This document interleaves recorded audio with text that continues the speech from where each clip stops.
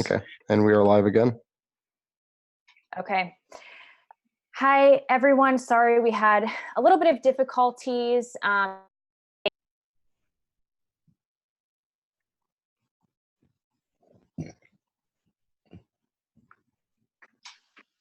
On a completely unrelated note, did you guys see where Spike Lee is throwing this giant fundraiser for Kamala Harris, and like the ABC News articles that reported it had the word "sold out" in it like 4 times within the first 3 sentences? No, I didn't see Yeah, that. it was just We are it up was on hilarious. Facebook. Wait, we were live on hilarious. YouTube. We were. Yeah, we are Oh, right We're now. live right we are. now. Hey, there we go. Cool. Excellent. We finally got it. Wait, we're live right now, I think. Yep, we're up and running. We got everything working. Okay. You want to kick us off from the top again, and then I'll start with the video. All right. Can you let me, what video? The Sherry's music video. Yeah, that'd be Okay. All right. Hold on one second. Okay. So we're ready from the top. Yep, we're live. We're rolling. Okay, so this is for real this time. Sorry, everyone. But again, welcome back to the free Assange online Vigil series, number 7.0, hosted by Andrew Smith, Christy Doff, Steve Poikonen, and me, Taylor Hudak. Tonight, we will be discussing the latest about Julian Assange and Chelsea Manning. We will also touch on some important dates to be watching out for and the particular events that are going to be held within the next few months. Now, today is day 3,179 since Julian Assange has been in unlawful arbitrary detention, and today is day 132 since his arrest. Now, as for Chelsea Manning, today is 161 days in jail total, and she is now up to $52,000 in fines. Now, before we get in more depth on Julian Assange and Chelsea Manning and into the news, I do want to welcome our first guest tonight, and that is Sherry Clayton. Sherry is a musician and drummer originally from Winnipeg. She now lives on Vancouver Island in British Columbia. She has co-written and submitted songs with video compilations for Unity4J, and she has held 2 concerts in honor of Julian. Now, Sherry's father was a World War II veteran, and she was raised with strong convictions relating to freedom of speech. She is very honored to contribute to the worldwide effort to support Julian Assange and WikiLeaks. So, Sherry, we thank you so much for coming on. How are you doing tonight? very good, and thank you for having me on. Absolutely. So we are going to, she's not going to be playing live, but we are going to show a video so you can hear some of her music.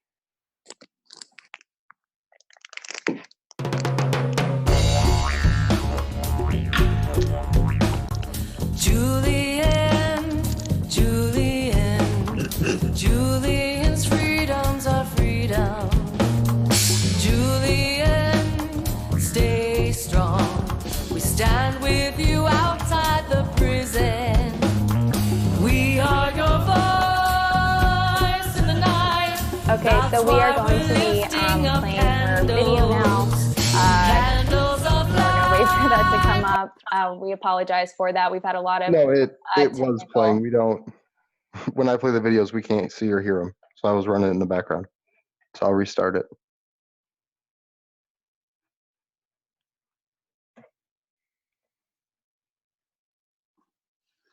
There we go.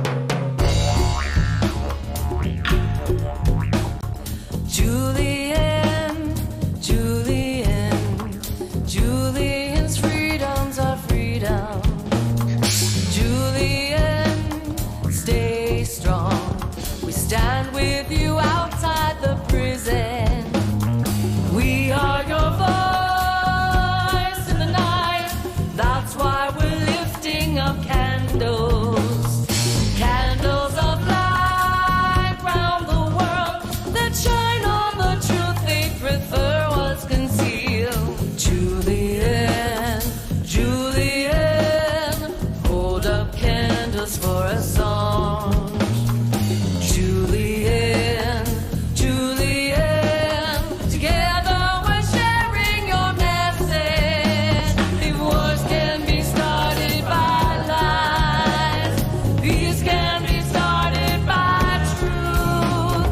Wars can be started by lies.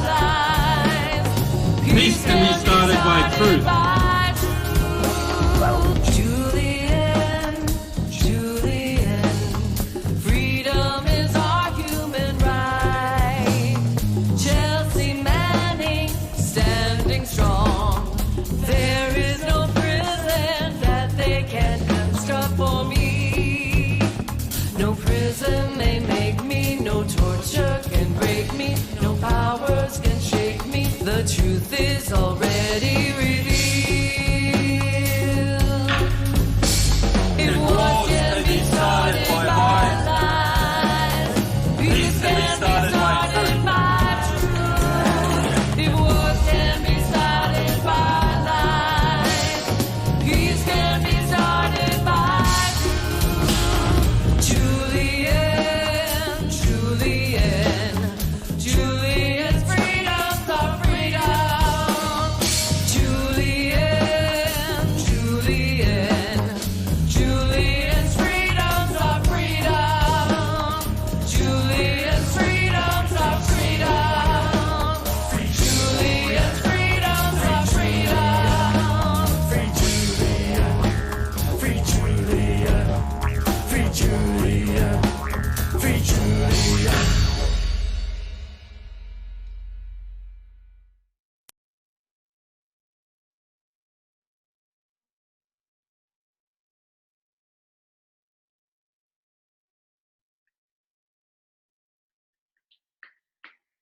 Cool. And we're back. Okay. All right, Sherry, thank you so much for allowing us to share that. Now, can you get into what inspired you to use music as an outlet for your activism and as a way for you to show your support for Julian Assange and freedom of speech and freedom of the press? And also shout out whoever edited that and put that together, because that was clipped together. That was all you. That was very good work. The graphics and so on, also the shout out to the artist that created those. So for me, I just storyboard. I take the material, a lot of it from Unity4J, and storyboard that, put that together. So thanks, appreciate it. What first inspired me? Well, I'm in a heavy metal protest band. It's all original lyrics, and they're quite very good lyrics, very poignant lyrics, a lot of anti-war. And one of the songs was mentioned Julian. And the main part about him was, now we have the internet, everybody knows Julian's got the emperor in his brand new clothes. And it's quite a powerful thing that happened. Was we've always supported him prior to last year. When Unity4J came on, the first Vigil was when I even heard about this movement. And it was kind of interesting at the time. It didn't look like there were a lot of people watching, but I'm watching. This is great. These people are doing something for Julian. So they had asked for artists to submit music and graphics and to get on their Discord. So I did. And through there, I connected with Susie Dawson. She's always very kind and encouraging, and put together a video compilation of that one using the graphics. And from there, we decided to do a couple of concerts and play the song at that. And then this last video, I co-composed with the bass player. I wanted something world rhythm that would sort of pump up people doing the actions on the street and bring us all together. And it's kind of fun. I could pump it out of my car stereo, and it's really loud. All you hear in the car is "Free Julian." So I could drive around with that going too. But my passion for drumming is that I express myself best on the drums. So that's where it all comes out when I'm doing solos. And I appreciate that Julian has that courage that really moved me in my music, in my actual playing. Would you be able to give us a drum solo? Yeah. That's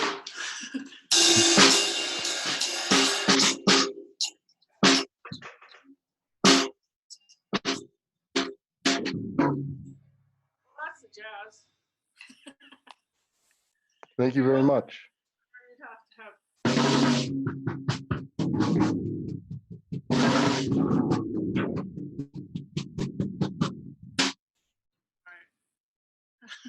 Yeah, well, thank you, Sherry. Can you talk about where your passion for freedom of speech really stems from, and why it's important to really be fighting for this cause and to be supporting Julian Assange in such an outward and public way? Well, I was, as you mentioned in the introduction, my dad's a World War II veteran, and I'm 53. So I was growing up as a child in the 70s, and he'd always imparted to me, as all the veterans did, that they went to fight for the freedoms we now enjoy. We've heard that phrase. And one of those main ones is the freedom of speech. And it was always instilled in me that if you ever saw a dictator, as in we would think of a single person at the time, a totalitarian dictator, doing the kinds of things we're seeing now, that would be like a Hitler or a Stalin. At the time, that it was actually a responsibility to speak up and to do something and to do your part. So that was I don't think anybody was on some head trip or anything in his generation. They just did that and even died for that cause. And that was the challenge that came to that generation. So I feel just as strongly in my generation, this is what's come to be. And it just sort of, I explained that to my daughter as well, it just You're comes in your exactly generation that you're called upon to speak up and do something. Yeah, you're exactly right. Now, I do want to ask you to please explain a little bit about the contest and how people can vote for your song. Well, we have our song in the HOFA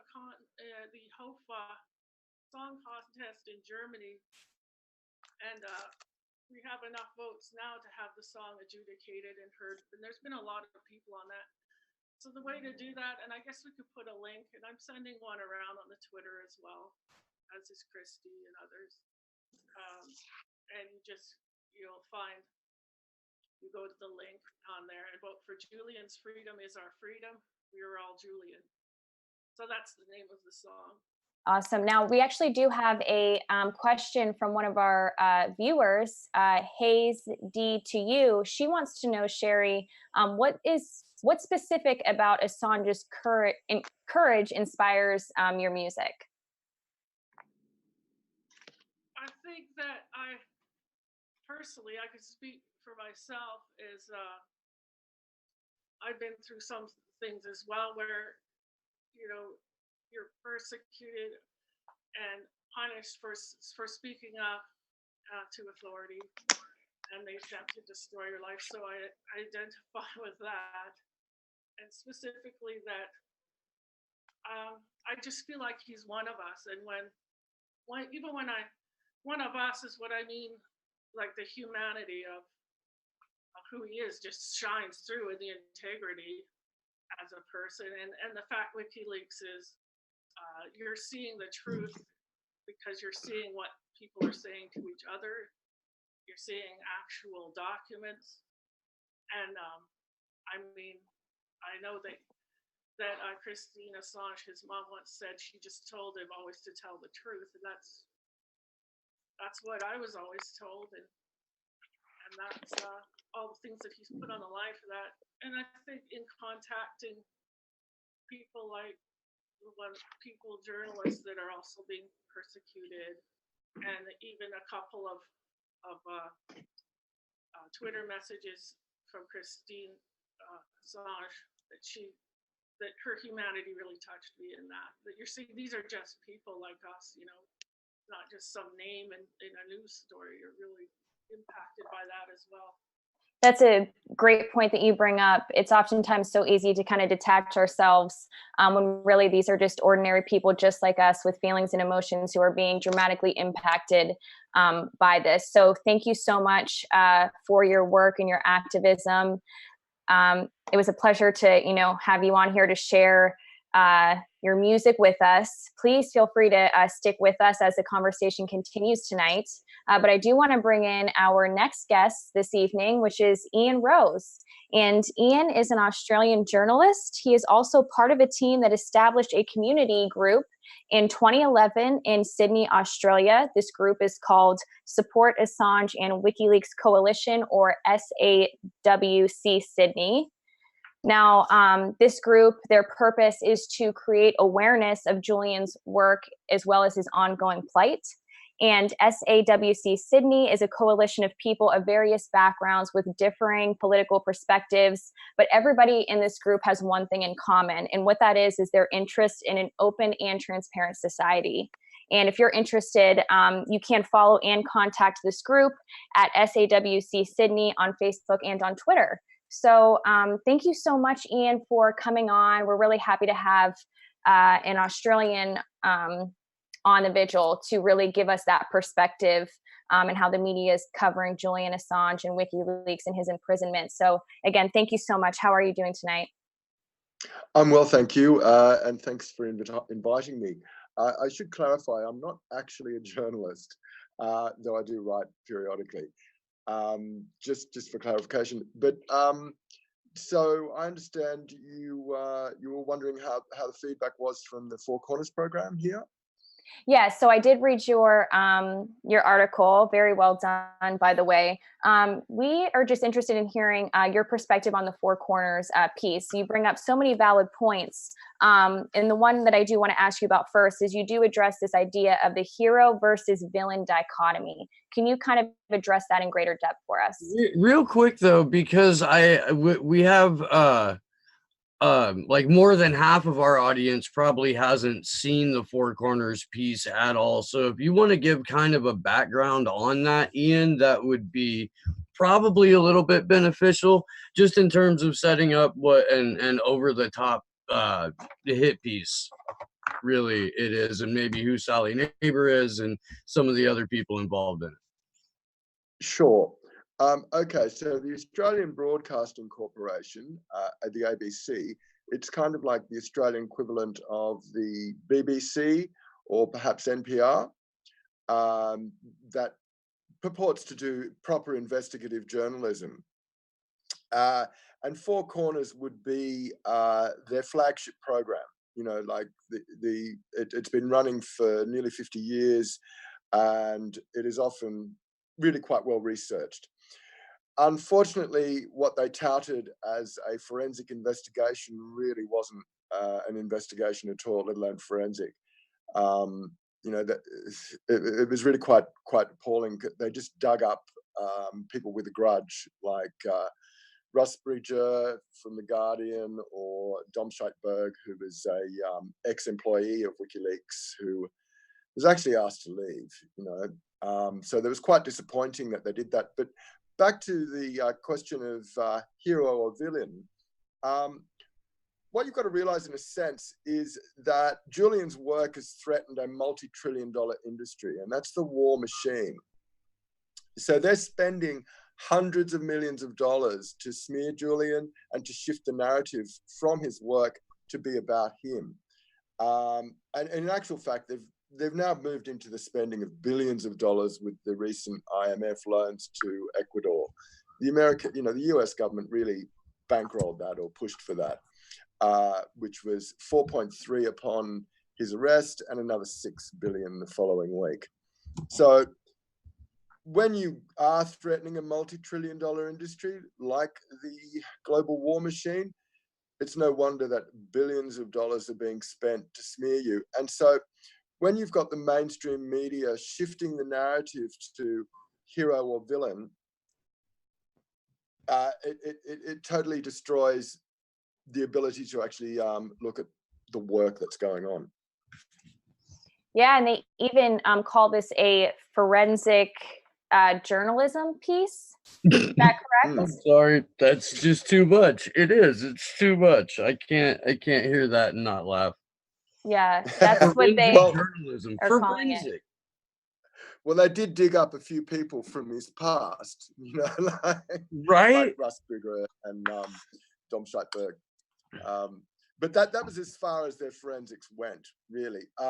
What was really disappointing was that no reference was made to Niels Meltzer's recent report. Now, of course, Niels Meltzer is the UN's special rapporteur on torture. They made no mention of the UN Human Rights Report from 2016 that talked about the cruel and unusual punishment that Julian is being subjected to. So it's really part of the narrative to again steer away from the issues at hand and what is actually going on, and make it all about this good or evil type rubbish. Well, I think that's the entire reason it is a narrative, because you can't really argue with an outlet that has a 100% accuracy rate. You can't argue the information that's being released, because the information that's being released is an information leak. It's, you know, it's not up for debate again next to 100% accuracy rate whether or not it's legitimate information. So they have to assassinate the character of the individual. This bore out with the Mark Davies footage that we all watched last week, or the week before. If there's no villain and no hero, then it's just the naked information, and the naked information says there's a lot of war crimes being committed by a lot of really bad people who have damn near unchecked power, and, as you mentioned, had a very strong financial interest to keep it going. That's exactly the case. I wouldn't be surprised if there's quite a bit of professional jealousy going on here. You know, as great as Four Corners is, they certainly don't have a record anywhere near as good as WikiLeaks, 100% accuracy, though their record would be a lot better than, say, much of the Murdoch press. But you know, you had this whole argument here in Australia coming from a rather low-grade journalist called Peter Grest. Now, Peter Grest was working for Al Jazeera when the Egyptian government bundled him up with a couple of others and put them in jail. Now, at that time, the Australian government went to great lengths to get him out of jail. He was in there for about 400 days or something. But not only did they provide consular assistance, they provided diplomatic assistance, and they had our foreign minister go to Egypt and interview their counterpart there and secured him a release. Now, they did a similar thing for James Ricketson in Thailand, but of course they're quite happy to be able to go to countries that are brown people, for what's a better term. Whereas the Australian government, because you've got to realise the Australian government's got a really bad history and a long history of extreme racism. And there's no way that our government's got the guts to talk to our former colonial masters or our current colonial master, which is basically the UK and the US. They're white people countries, or, you know, they're dominated by white people, and they are our colonial masters. So what our government's offered, Julian, has been the bare minimum of consular assistance. And this stands in stark contrast to what they've offered other journalists like Grest and James Ricketson. And it really comes down to the fact that Julian's work is threatening the military, the armaments industry, whereas the other two's works wasn't affecting that in such a direct way. That's my analogy on it anyway. What kind of effect does a hit piece like this have on just random Australian citizen? What's the extent of influence that sort of bullshit propaganda has? A negative influence. For a lot of times, the two big things that we get when we're just out doing general public engagement, we get people saying, oh, Trump got elected because of his activities, or he's a sex offender.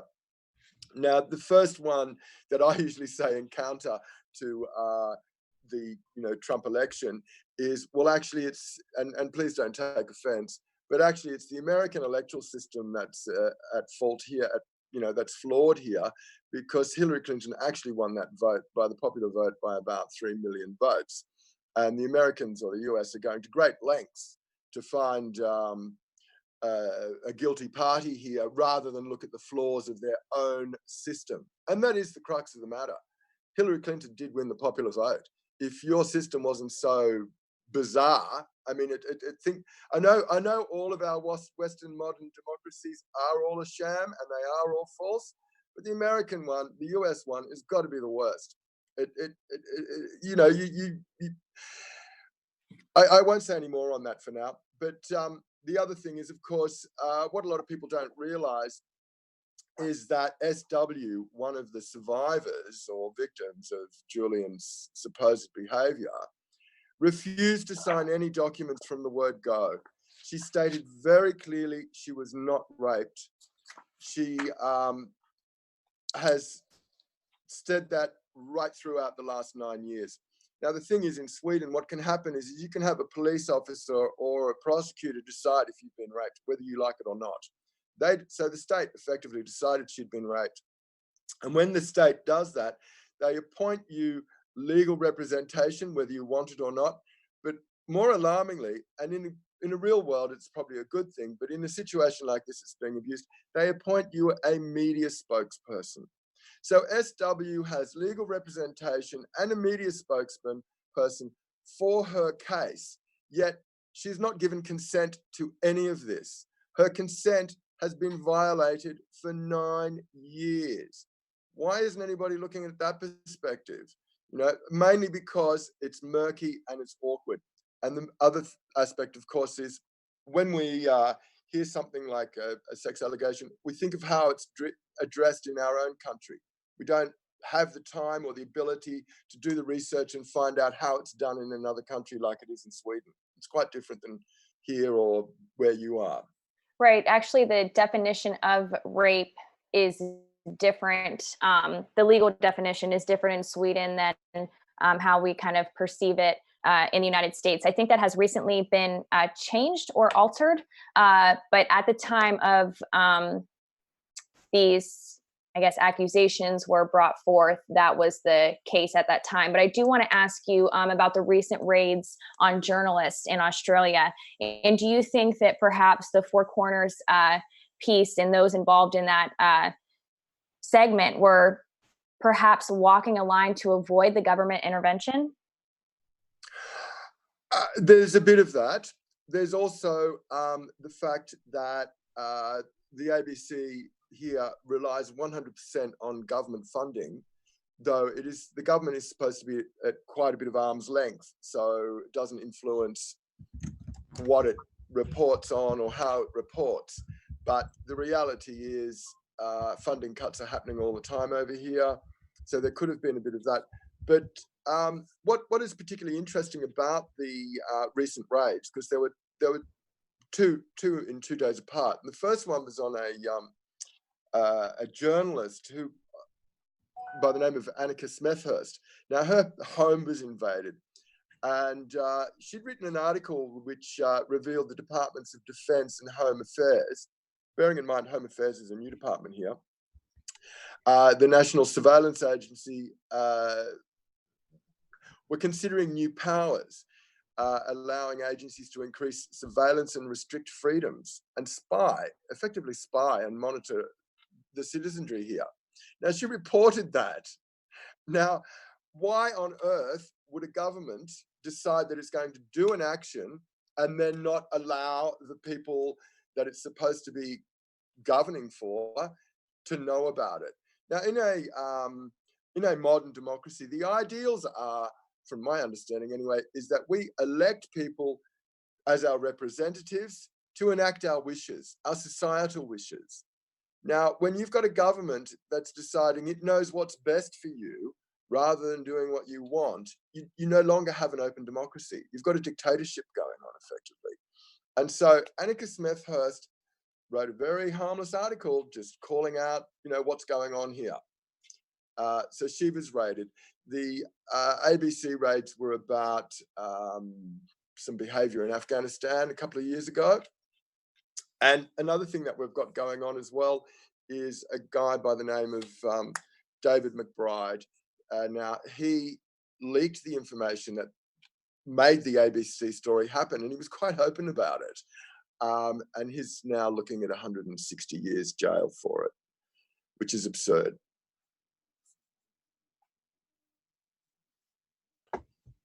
I hadn't heard anything about him. That's absolutely crazy. Could you go into his story a little bit more? David McBride. Well, basically, he's along the lines of Chelsea Manning, really, insofar as he saw a great injustice going on, a basically criminal activity, and he exposed it. I must say, though, because Sauk Sydney. Now you'll have to forgive our anagram, but that's what it is anyway. Sauk Sydney. We have done a lot of work for Chelsea Manning over the years, including work from before she transitioned. And I remember after the court case and she was able to speak publicly, even though she was jailed, she announced to everybody, "Look, I'm not a peace activist. Stop giving me peace awards," which, because I belong to, I am a peace activist, and so is Julian, and so is most of his supporters, and so on. But we didn't drop Chelsea's work. We still kept working for her and stuff, even though she announced to us all that she was a militarist. And I get the impression David McBride is the same. The difference, the link is, though, that all of us are desiring of an open and transparent system to live within, and that's why we have to support anybody that has got the guts to call out something that's going wrong. We know from all sorts of things, whether it's whistleblowers exposing just corruption in a government office, or pedophilia on a grand scale. We just recently, you would have heard Cardinal George Pell had his thing refused. Well, that started from a couple of whistleblowers, a guy by the name of Peter Fox. He was a cop, a policeman, and he saw a lot of heavy rings going on in a city north of Sydney called Newcastle. Judges were involved. He ended up losing his job. His daughters were threatened. Their lives were threatened, and his name was smeared terribly. It wasn't until a woman by the name, I think, Joe McCarthy, she revealed it through the newspapers. David Shoebridge started a parliamentary inquiry in New South Wales that flushed out Peter Fox. He came and brought forward what he'd been trying to bring forward for years, and that's what triggered the National Royal Commission that has ended up charging Pell. So it was a bit of a long road, but all those whistleblowers along the way were trampled, but they did it for the good of the community, for the good of society, and to make changes. And of course, the Catholic Church has got to review its behaviour with its boys' schools and so on. And so in the same way, we've got to review our behaviours within our military industrial complex, Something interesting too, I tried to share that article about the Catholic priest, and he was more than a priest, if I remember right. I think he was actually like the third right-hand man. Yeah, he was like the right hand of the Pope. But I tried to share the treasurer on Facebook Messenger, and they wouldn't let me send the link.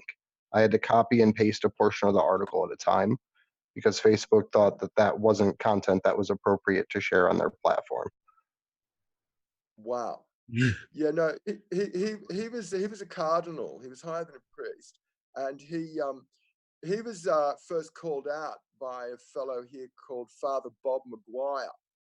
Now, Father Bob Maguire called him out in 1986, and he was on the road to becoming a cardinal himself.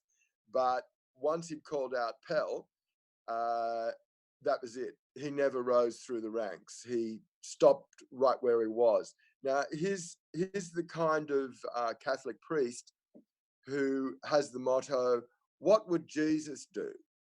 Now, and that is a true Christian. You know, if you're doing something, you ask yourself, what would Jesus do? And he goes out there and feeds the poor, looks after the destitute. You know, he's an amazing human being, totally the opposite of Pell. But of course, he was a whistleblower, and his career faltered right at that point.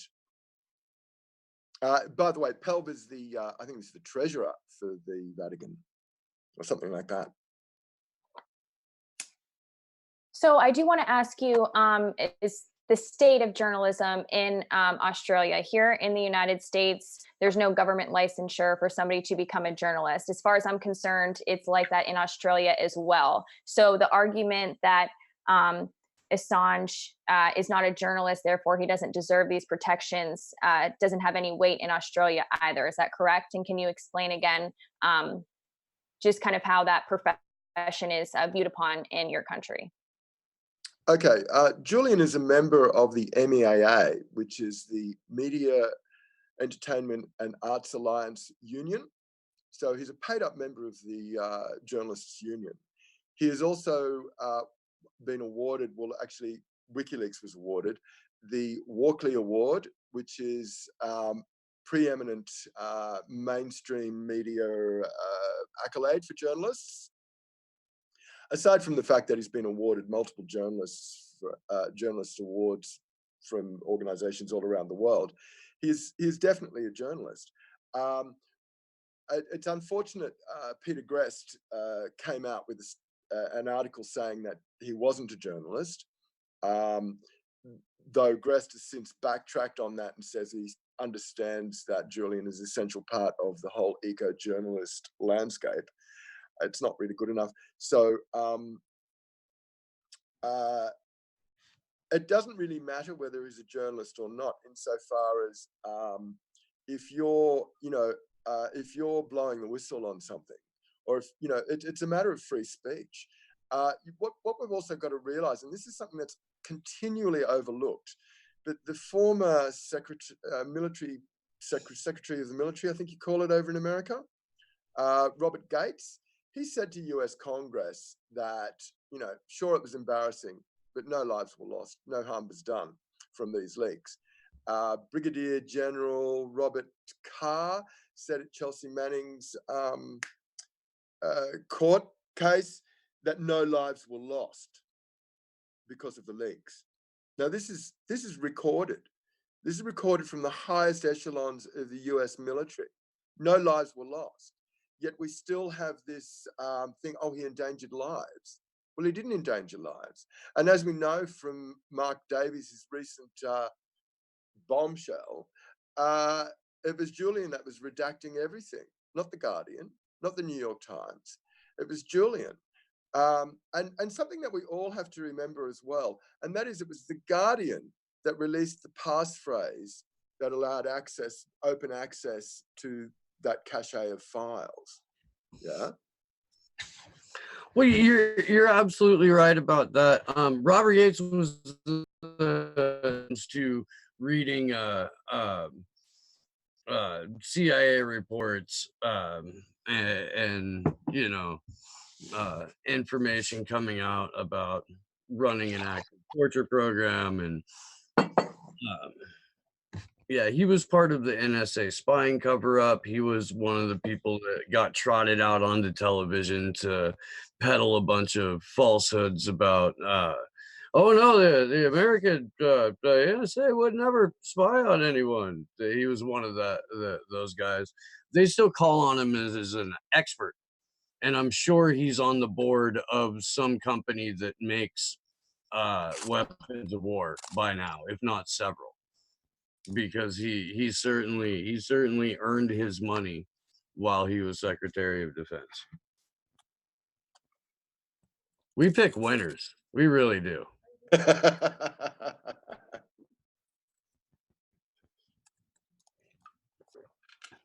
I had something. There was something that I saw in the chat.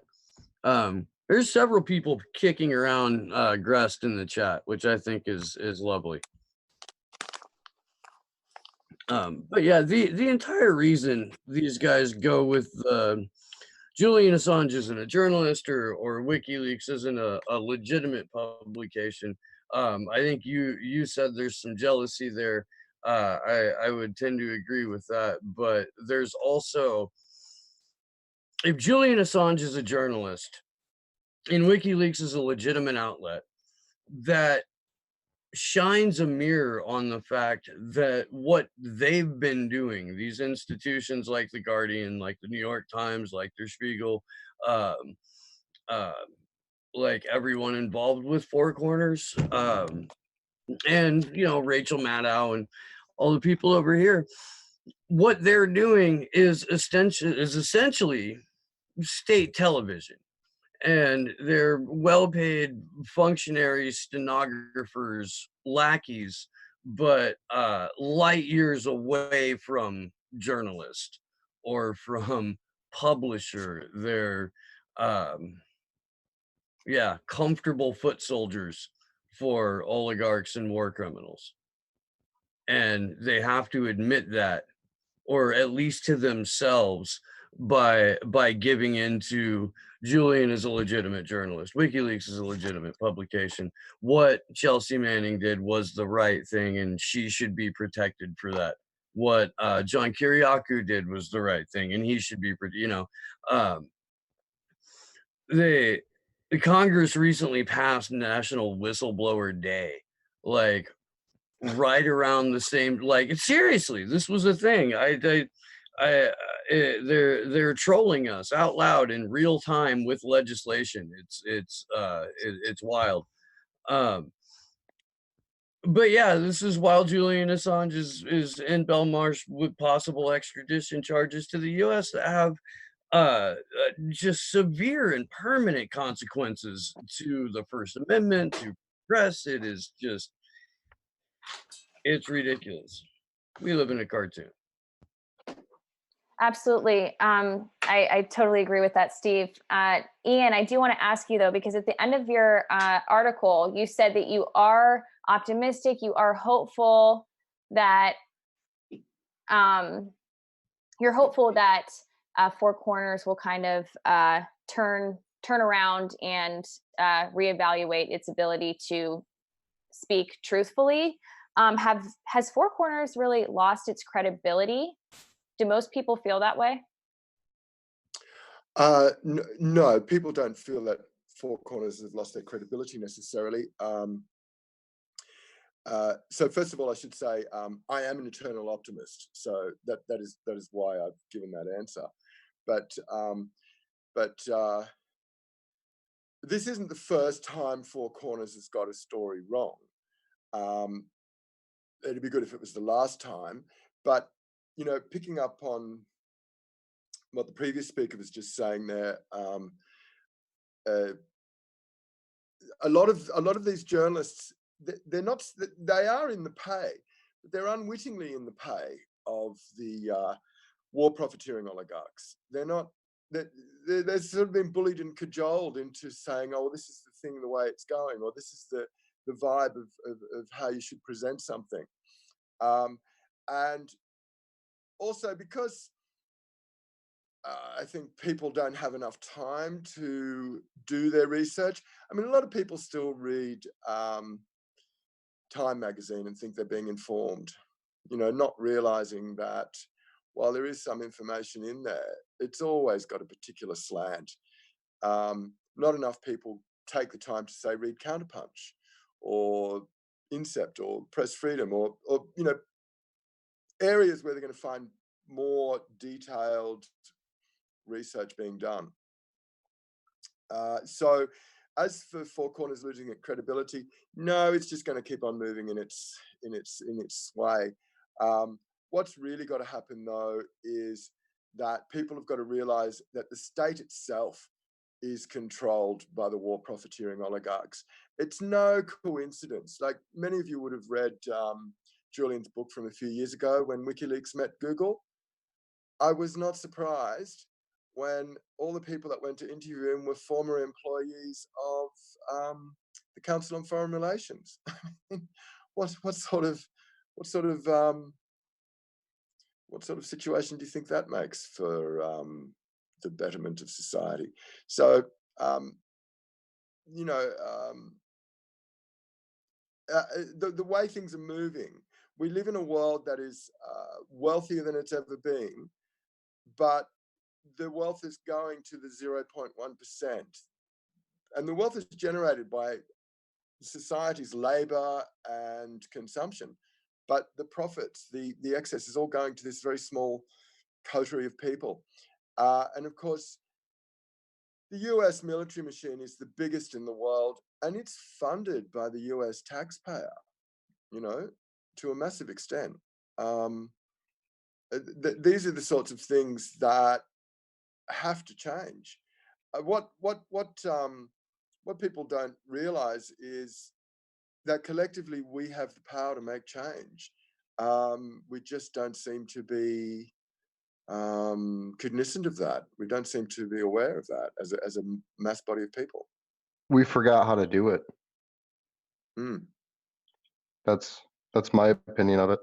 Is that just we forgot how to organize in a way to actually get change that matters in the real world, like beyond ideologies and beyond like social groups and labels. Like we forgot how to identify as like free people first.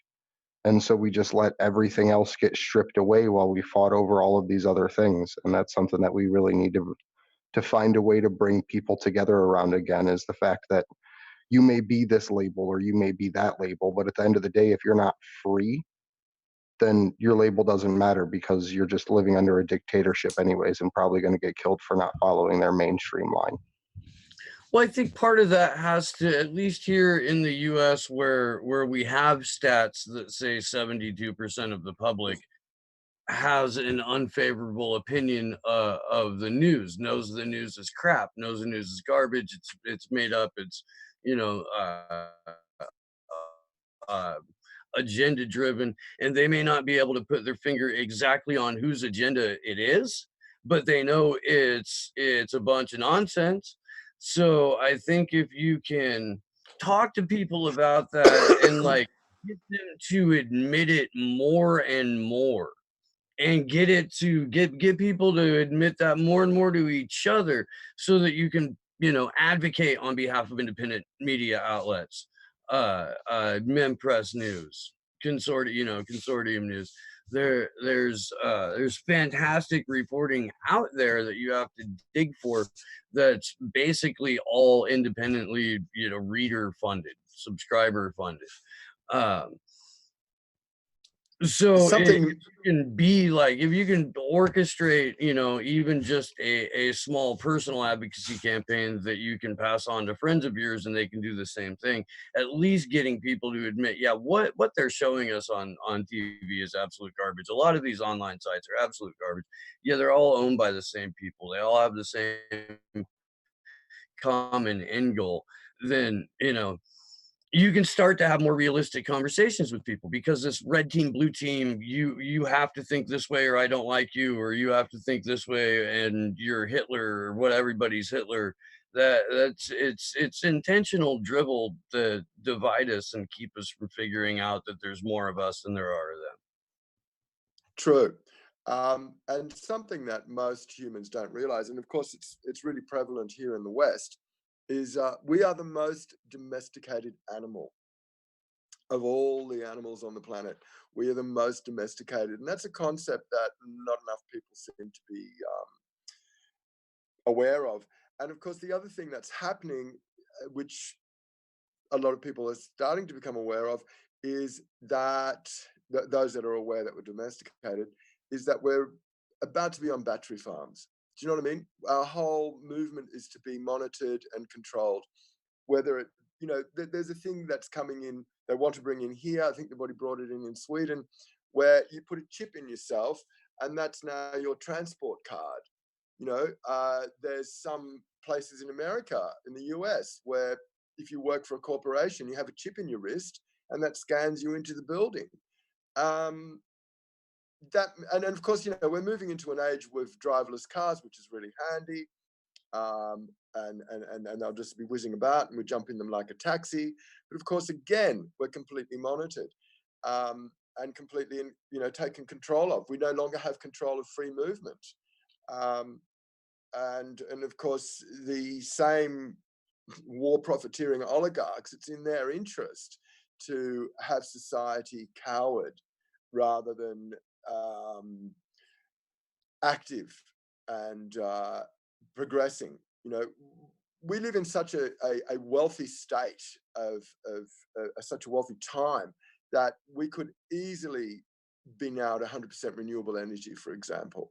The only reasons we're not at 100% renewable energy is because the kerosene sellers from the 19th century have dominated the sphere. They were really threatened by electricity. That's why we have the internal combustion motor. I know I'm sort of raving on a bit now, but basically, it is all in the interests of oil, and we don't need oil. We all know that. We all know that if we were to settle Mars, there'd be one plant we'd take with us, it'd be industrial hemp. That can take care of all our plastics, all our oil needs, all our paper, all our cloth, and all our vegetable protein needs. But of course, those same war profiteering oligarchs have outlawed that plant, made it illegal, and we've had some positive movement with hemp here in the U.S. over the last couple of years. I hope to see more, and I hope to see more opportunities for people to farm hemp at a pace that isn't overly industrial. I hope that there are people who are allowed to have like smaller acre hemp farms that that you can use different parts of the community to produce different things from the plant instead of just one solid factory farm over millions and millions of acres. But it's California, so I'm pretty sure that all of the contracts for massive corporate hemp farms have already been signed. I know that's how they did recreational cannabis here. Some cool news out of Ohio. We actually just passed a law that regulates the difference between hemp and marijuana, where they put hemp as having less than 0.3% THC and marijuana as having more than 0.3% THC, which actually opens up a lot of CBD drugs too, because CBD is unregulated, but THC still is. So it makes it really awkward to get like CBD flower and stuff like that. But something too, on top of that regulation, the state doesn't have the ability to test for it. Like they don't have a regulatory center to determine percentage of THC, only if it's present or not. So right now we don't have a regulatory body to handle that new regulation that passed. So the government basically stepped on its own feet, and all you have to do is say, no, this is hemp, and you can get out of whatever marijuana charge you have. Interesting. We've got, in order to put a product in a dispensary or be legal, your product has to go through several stages of testing, and you have to, you and I could have a plant in the backyard, and that's fine, or 6 plants or whatever. But if you wanted to license and sell your product, there is a ridiculous at 10 p.m. Eastern Standard Time in the U.S. And I guess we have no sound right now for some reason. Is that just we Hayes should be that back we have up. no sound? Okay. We should. We crashed. I put it in chat that the Zoom call crashed again, so I probably need to update Zoom or something there. But we're fixed and back online. Okay. I don't know if It's buffering over here on my I'll refresh it on my end. Yeah, it looks like everything's online again. Okay. All right, Yeah. guys, be on the chat. Thanks for joining us. Bye. Thank you too. Sherry, can you let everybody know how they can get in touch with you on Twitter and social media? Sure, you want to boot that be on now? Are we on now? Yeah, we're back on.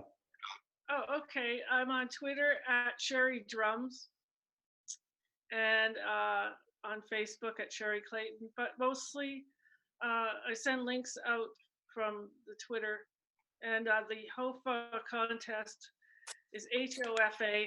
And I have a link at the top there that you could go direct if you want to vote for the Julian's Freedom is Our Freedom. And it'll just get seen by more people. And if it does win any prize, we'll be donating it to causes supporting Julian Assange. All right. Well, thank you so much, Sherry. We'll be sure to share that link out, and everybody make sure you do vote for her song because the results coming from that are great because, again, it will help their cases. So, again, thank you so much. You're welcome. Thank you for having me. Of course, anytime.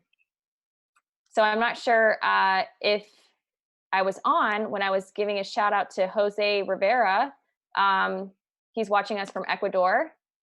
So happy that you are watching. We are on Wednesday nights at 10 p.m. Eastern Standard Time in the US. So make sure you check us out.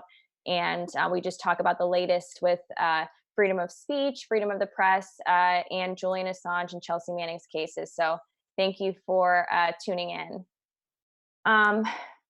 So do we want to move on to maybe some of the news that we were planning to discuss and the letters? Christy, do you want to maybe touch on that, or do we want to continue with our guest? I think we can hang out with Ian a little bit longer if everybody has time. Yeah, for sure. Sure. Look, I'm sorry I sort of derailed the conversation a bit there and moved into the broader picture of the war profiteering oligarchs. This is the right place to do that. It is the exact right place to do that. There's a good chance we'll just follow you down that rabbit hole.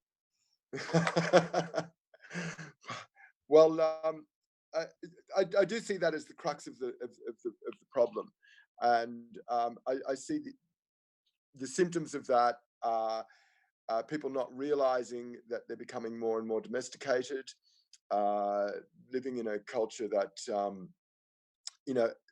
tells them what is acceptable and what isn't acceptable, insofar as there's a lot of self-censorship that is going on across the board with people, insofar as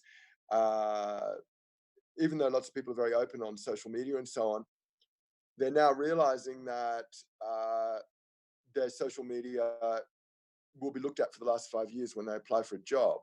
You've got things happening in China where if your ratings aren't high, you're not considered so high. This is all very what is it, Broken Mirror? Black Mirror? I can't remember. I saw it some time ago on pay TV. So yeah, it's Black Mirror, and you're absolutely right. So there was I have read a handful of articles about how many Black Mirror episodes have happened since, and how many were based on actual tech that was in the work, and it is frightening. Yeah, right. Yeah. So it's up to all of us to encourage everybody that we know to become aware of these sorts of things. And of course, the awkward part of it is that we're using these same tools that are being used to oppress us. WikiLeaks warned us years ago that if you use Google or Facebook or any of those sorts of things, you're being monitored. You're being observed, and it can be used against you.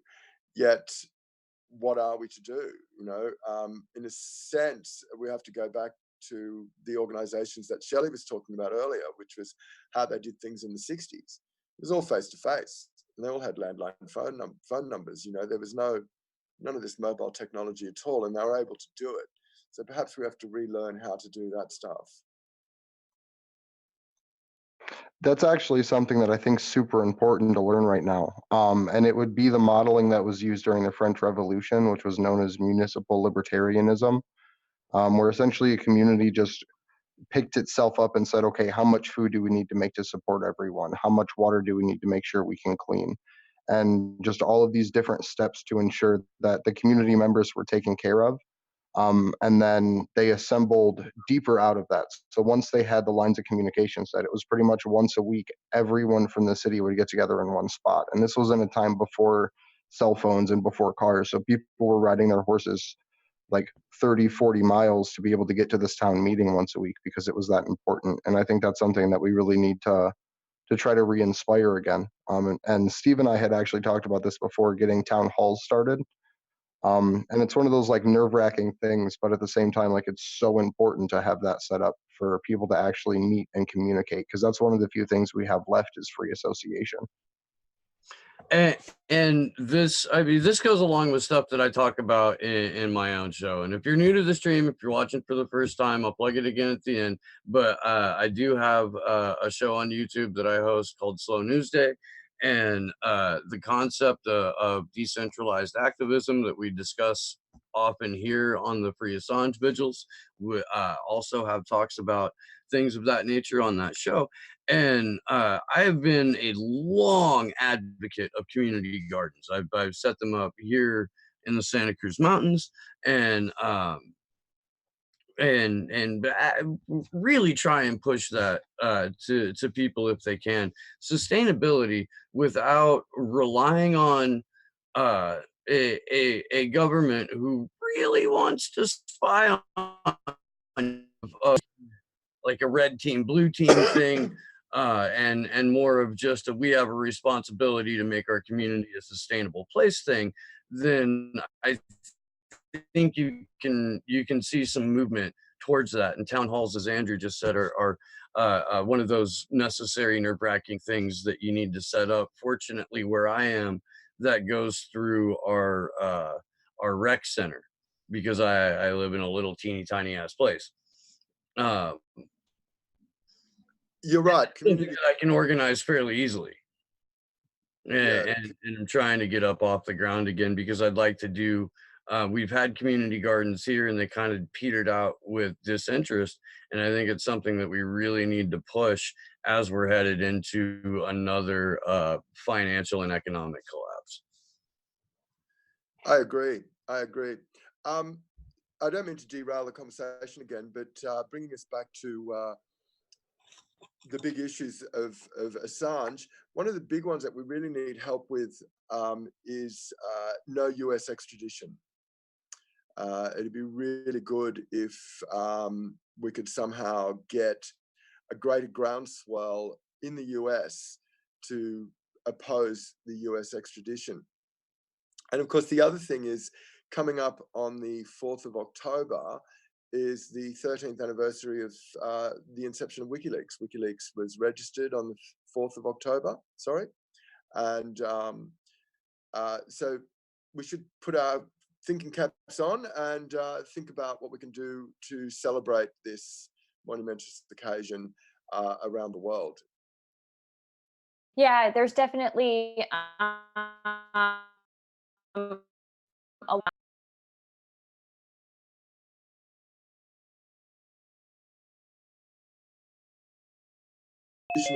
Which country is it happening in? Hold on, we crashed. We're back up online though. So Yeah, it was the US, the Virginia courts. Oh, right. Yeah, I don't know about that. I'm sorry. Yeah, I'm not sure, but it's definitely something that we can look into. So thank you, Propaganda, for bringing that up to us, because we'll look into that. That's a very interesting point. So here would be my thoughts on that, and I fully expect to not be 100% correct on this, but unless it's through a federal court and not a state court, Julian Assange would be being tried in a closed federal court. So I don't know if that's something that you can petition, because that's a particular, I mean, they call it espionage court. You're And right. it's I mean, it's located in Virginia, but I don't believe that petitioning the state of Virginia court would have any effect on a federal matter. One of the nature where Look into that further to be certain. So thank you again, Propaganda, for bringing that to our attention. What is really dangerous about all of this is the extraterritorial jurisdiction that the US is imposing upon the rest of the world.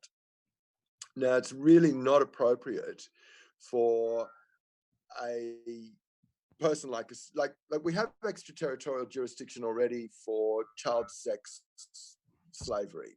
Do you know what I mean? That's an agreement that 157 countries or some large amount have decided to have with each other. That if it happens on their soil or they know of it from in another country or whatever, they'll act upon it. What is being proposed here with this, the secret grand jury trial or whatever you call it, the charges that Julian is facing, he's not a US citizen. He also didn't commit the crimes on US soil. So they've got to be reaching outside of US soil to be grabbing him and charging him with crimes that weren't committed on US soil and weren't committed by a US citizen.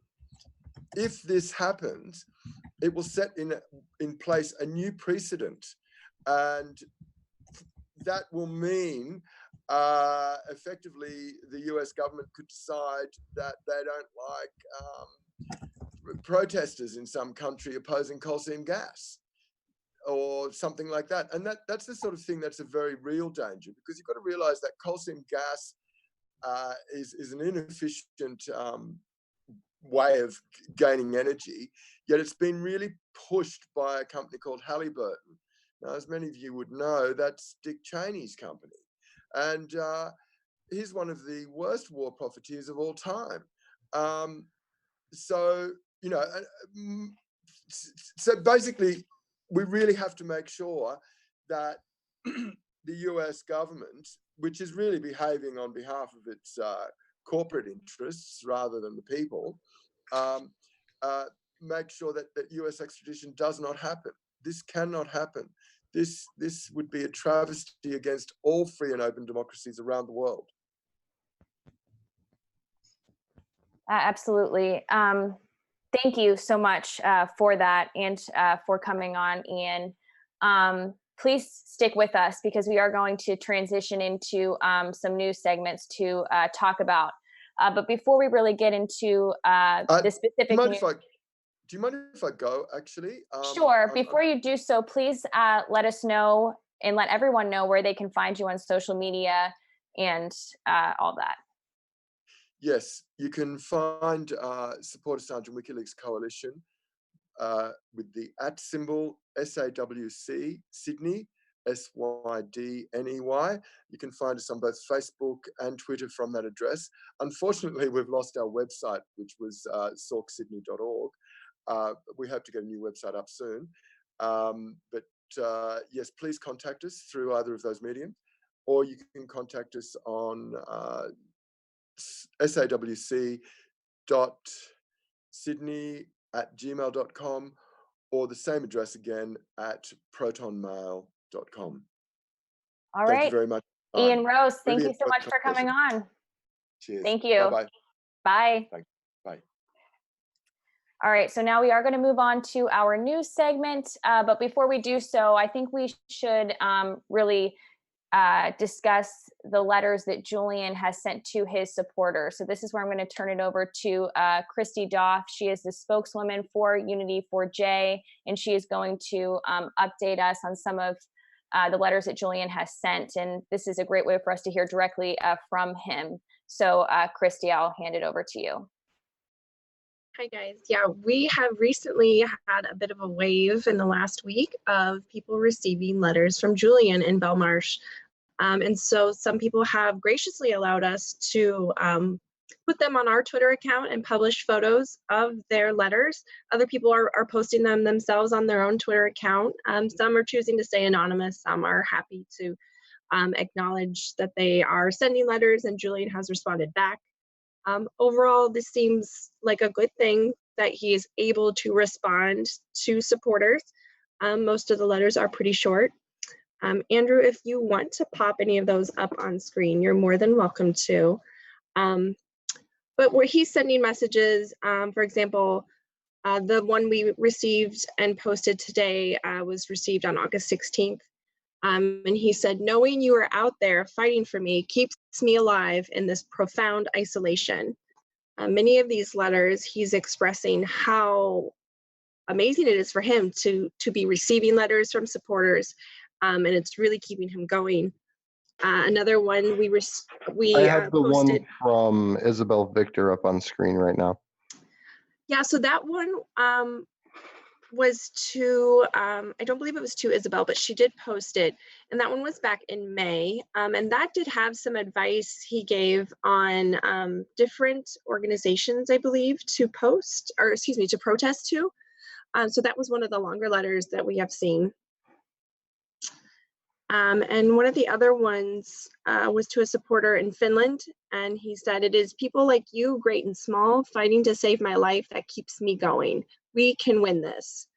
And I really think there's a mutual relationships here of we are sending him, we as supporters are sending him messages that are keeping him going, and then getting to hear his words back are keeping his supporters going too. So it's a really cool thing that just in the last week, we've had a lot of people, we actually had some in the US too, that have posted that they've received letters. So that's exciting too, that there's international letters making it from Belmarsh, because everybody was a little unsure of the stamp situation and if he would be able to actually send letters out of the UK.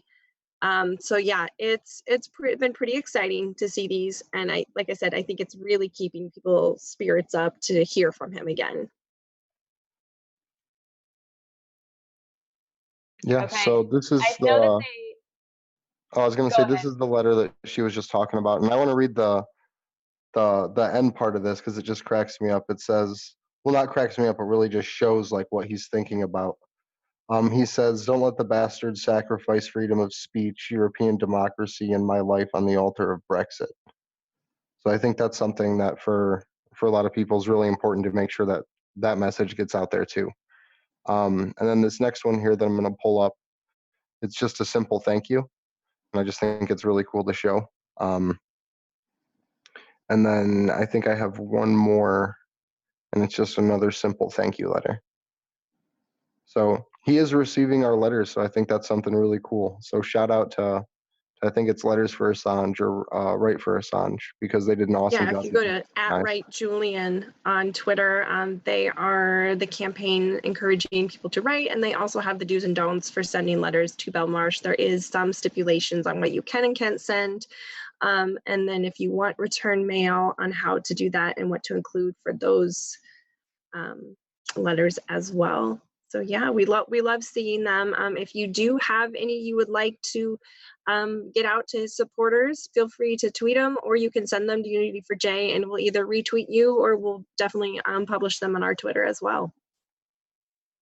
And that little bit that you read out at the end there, Andrew, is like one of my favorite Julian Assange quotes is, "I enjoy helping people who are vulnerable, and I enjoy crushing bastards."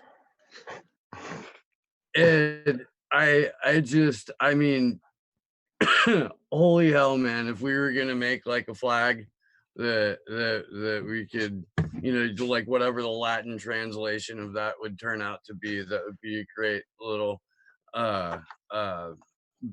battle shield motto right there. I enjoy helping people who are vulnerable, and I enjoy crushing bastards. That's beautiful right there. it definitely shows that he still has his spirit intact despite the harsh conditions. So yeah, it is definitely a good idea to write to him, of course. Make sure that you do follow the guidelines. They are pretty strict, I believe, just to ensure that your letter is getting to him.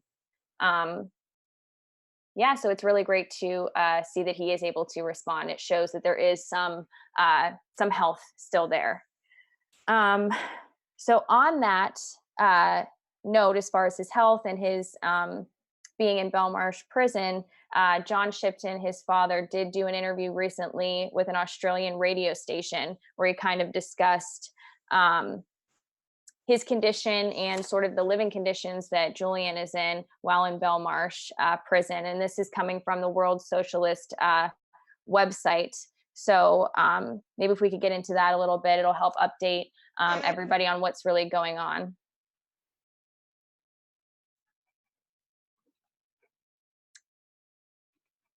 Yeah, so I believe John Shipton in his interview said that Julian's younger brother got to visit him.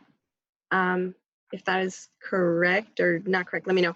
I think that's the interview that it came from. But he said that he found him, I think, a little anxious, and his health was not the best. So I think we're still hearing, and we heard from John Pillinger too, that there still is very much concern for Julian's health at this time. Yeah, I got the article pulled up here. I'll drop the link into chat and also on the thread on Twitter.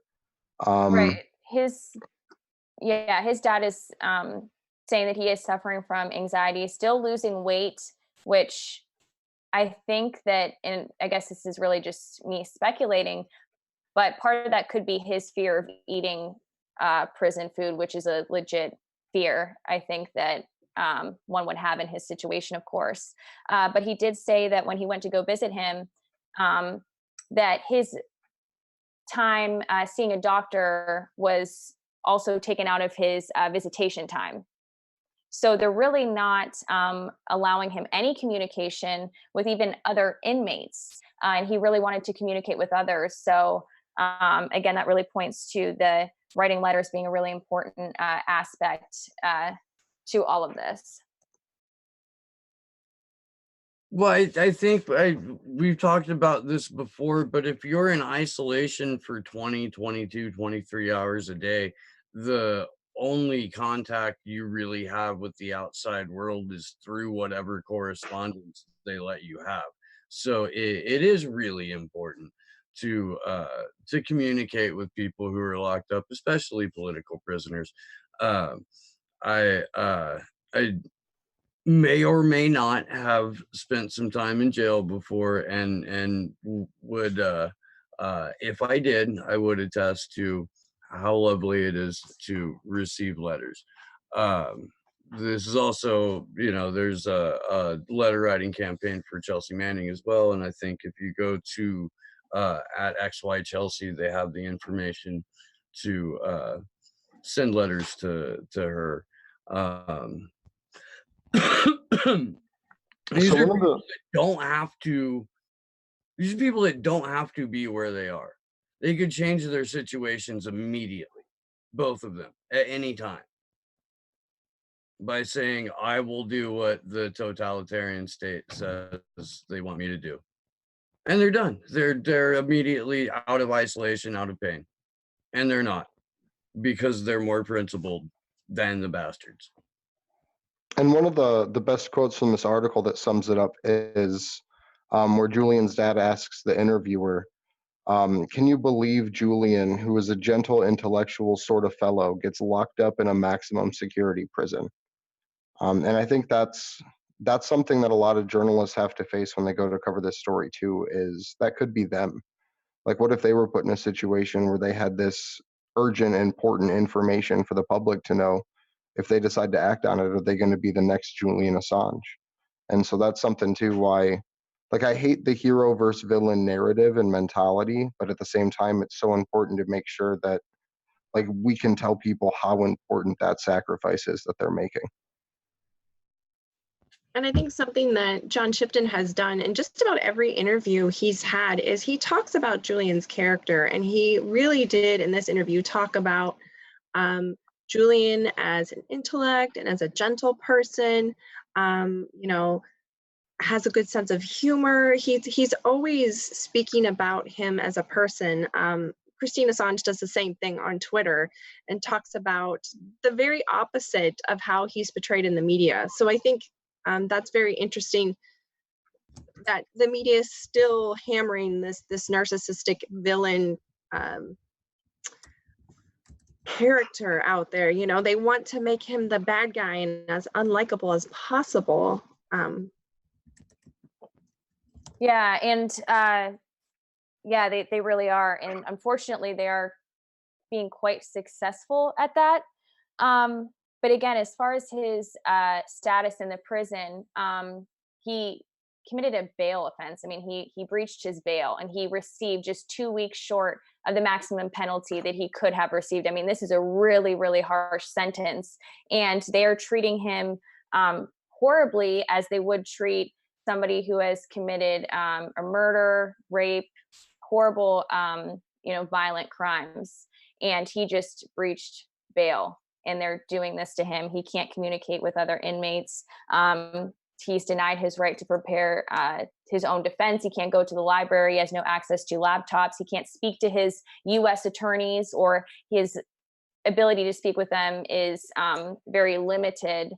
And so I believe that in the interview with John Pilger, he was on RT Underground, he said that one of his lawyers or solicitors, Gareth Pierce, wrote to the governor of Belmarsh back in June, I believe it was June 4th, where he was asking the governor, sort of about Julian's conditions, and if there's any way they could perhaps upgrade him where he could be living in a more or have a higher quality of life while he's there. And he received no reply.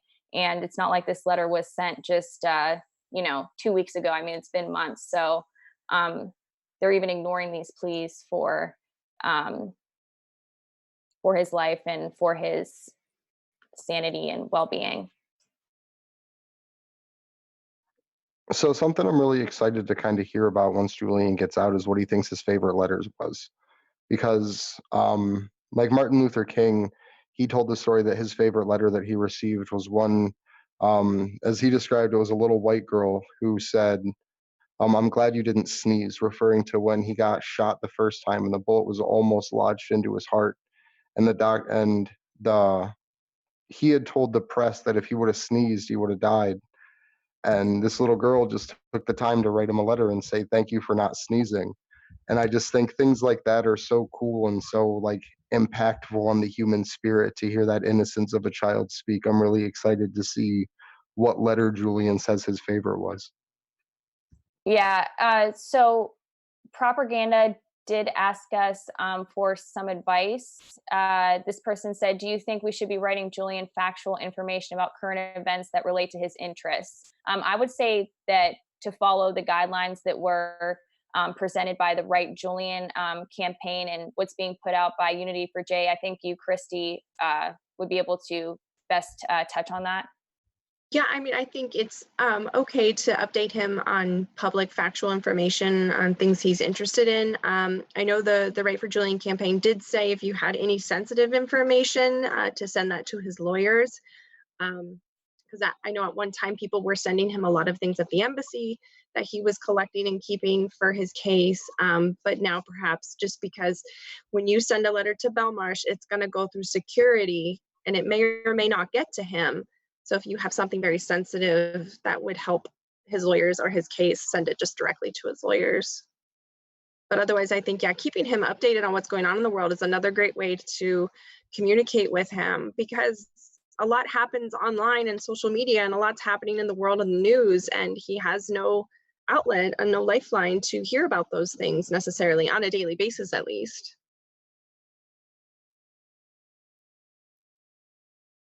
I'm sorry, my 7-year-old, like 2 rooms away, is apparently really pissed off about something.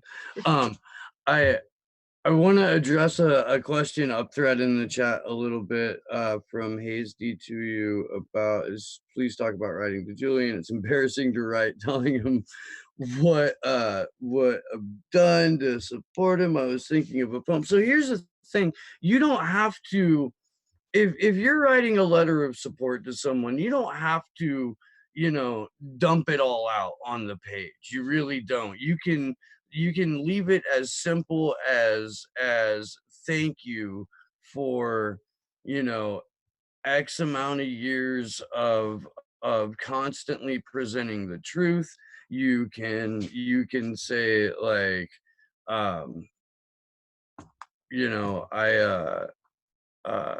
I support you as a person and WikiLeaks outside. It's a shame that you are where you are. Yeah, stuff like that. You don't have to make it incredibly personal. You don't. You can kind of like, and it's almost better in a way if you don't use a prison letter as a vessel for your stream of consciousness writing exercises. Um, Right. because you're opening yourself up to surveillance, an extra level of surveillance possibly immediately by doing this anyway. So, I would maybe keep it informal and just, express some gratitude. Let him know that you are in he's in your thoughts, and you talk about the predicament that he's in.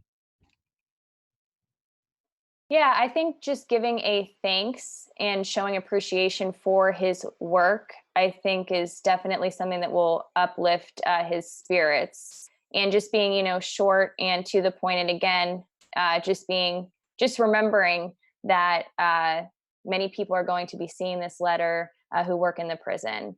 Now, we do have a question from Propaganda again.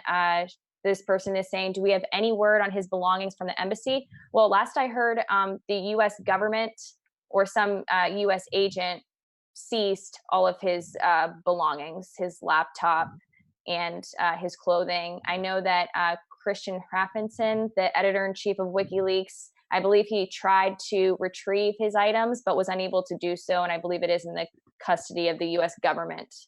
I think the Ecuadorian government took it out of the embassy initially, and then they gave it to the United States government. I remember there being a big media circus around that. Okay, so it was the Ecuadorian government initially took it, and it's more than likely in U.S. territory or in U.S. custody, I guess. But I would be interested to know really what was even in there, because someone like Julian, if he's going to leave something on a device or something like that to be found, then he's going to have it specifically there to be found. So that's something that I'm really, really curious about figuring out. Yeah, that's a great point. And I didn't mean to say in custody. That doesn't make sense. But in their, part of their property, I think they're using it as evidence. But what I worry about too, and not to get too conspiracy theory, but them planting evidence into this laptop, because I can't imagine that he, as sophisticated of a person as he is, that he would leave sensitive information that would be easily accessible when he knew that he was going to be getting arrested or at least kicked out of the embassy. Yeah, I agree with that, because he had been telling people for the few weeks leading up to that arrest that he thought it was going to be coming. So I would assume, I don't know for sure, but I would assume his lawyers or he just regularly did not keep sensitive information at the embassy.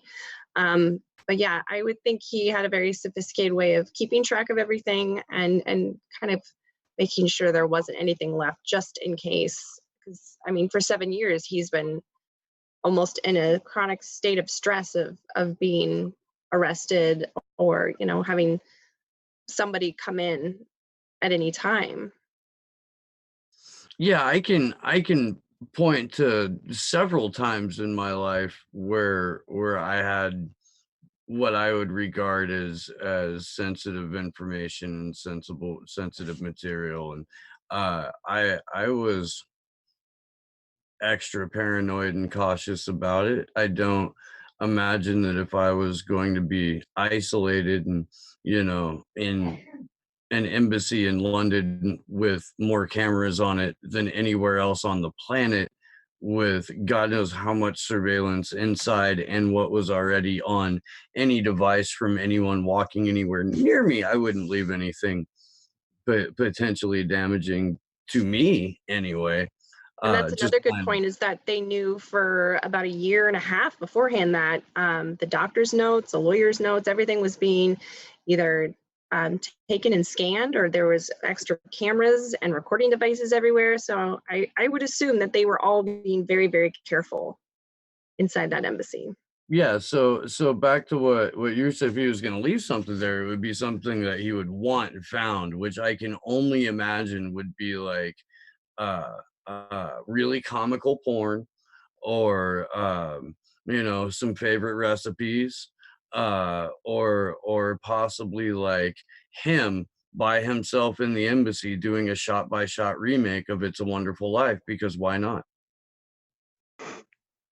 Right. It's definitely I No, was go just ahead. going to say, I think that if they do find something, I find it highly unlikely that it's really authentic and it was probably placed there. And again, that does sound like a conspiracy theory, but it's something that does happen all the time. So I do worry about that. Andrew, go ahead. Yeah, no.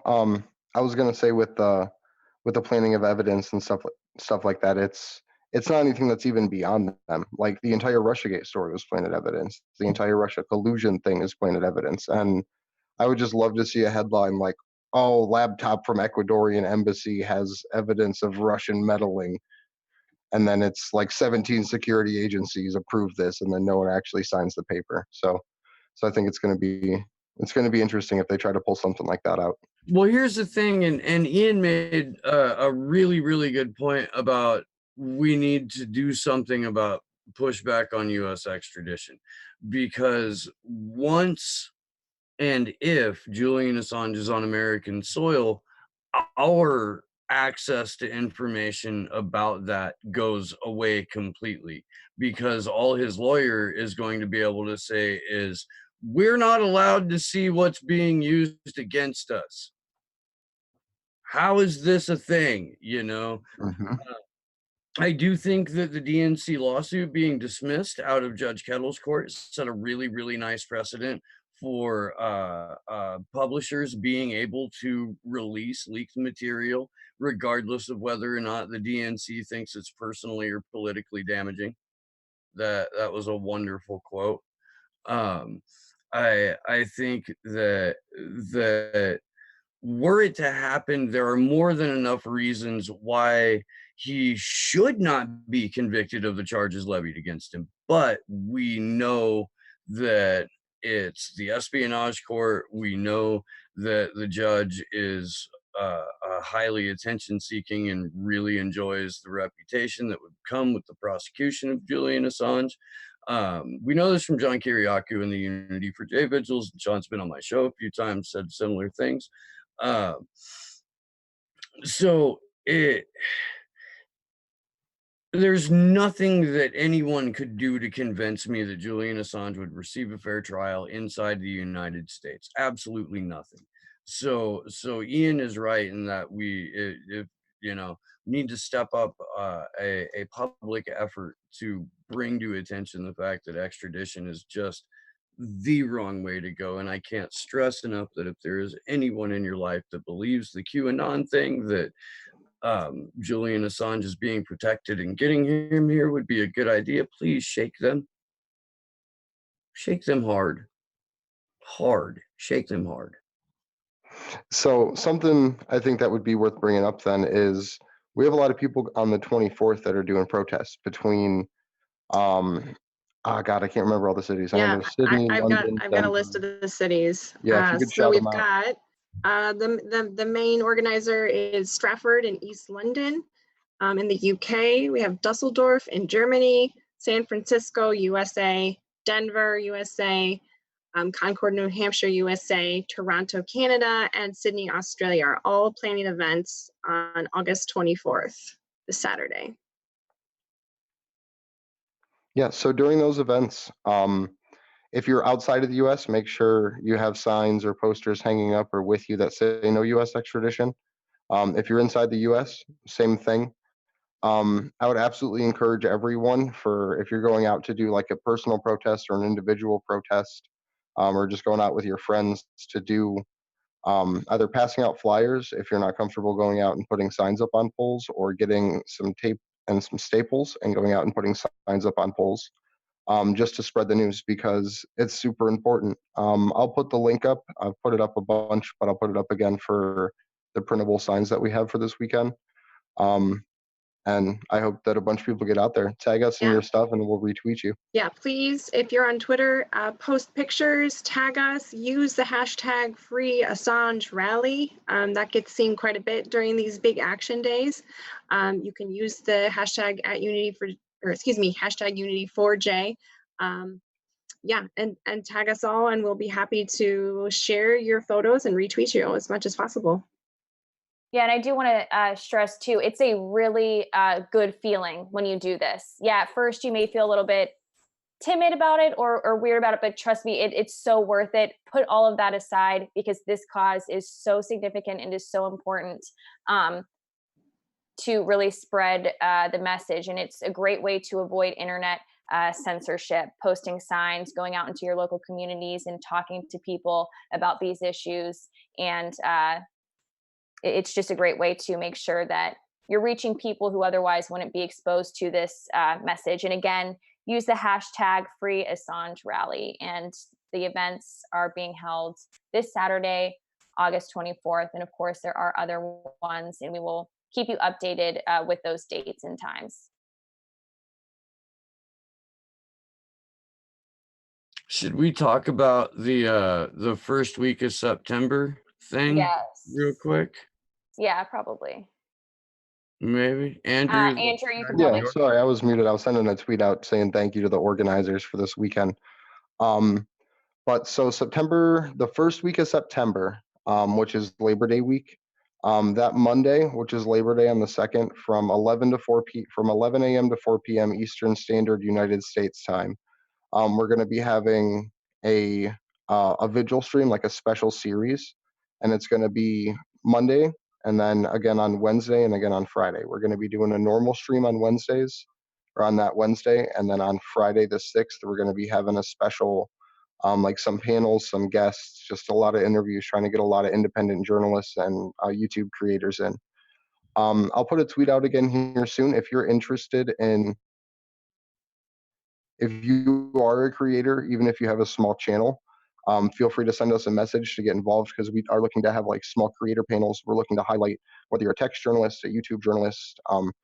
Send us a message and we'll try to get you involved, because it's something that we're really excited to help connect people with these smaller creators. You gonna drop any hints of who said that they want to come be a part of this thing there?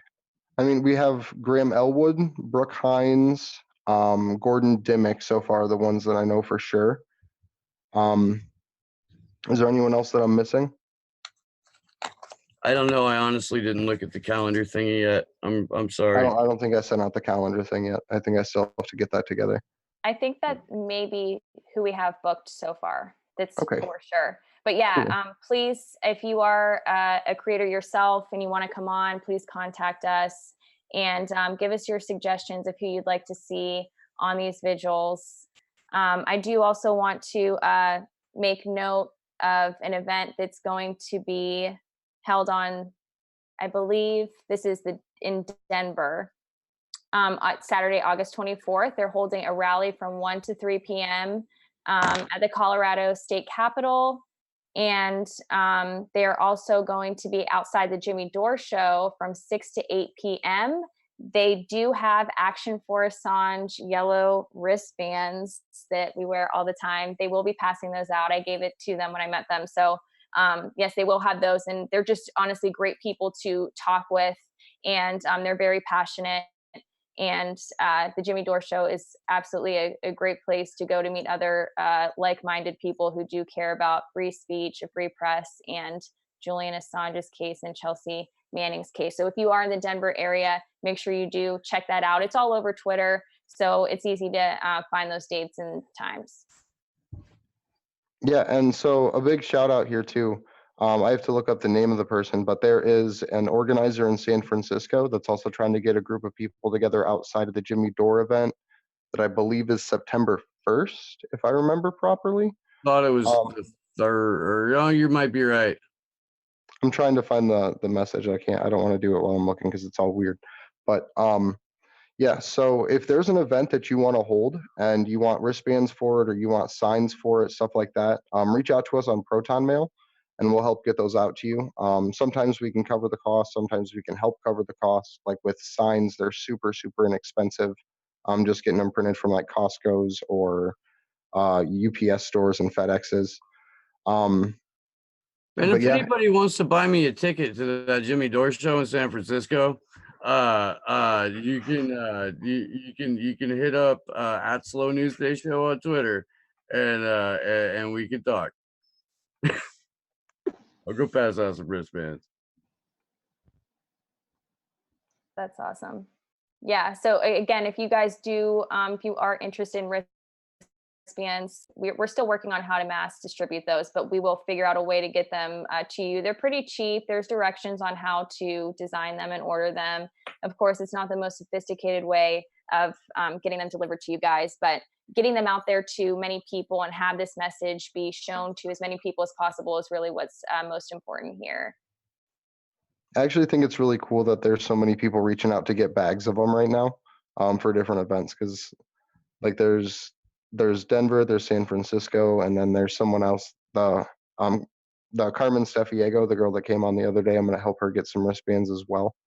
So it's just really cool to have so many people getting these to actually pass out at events.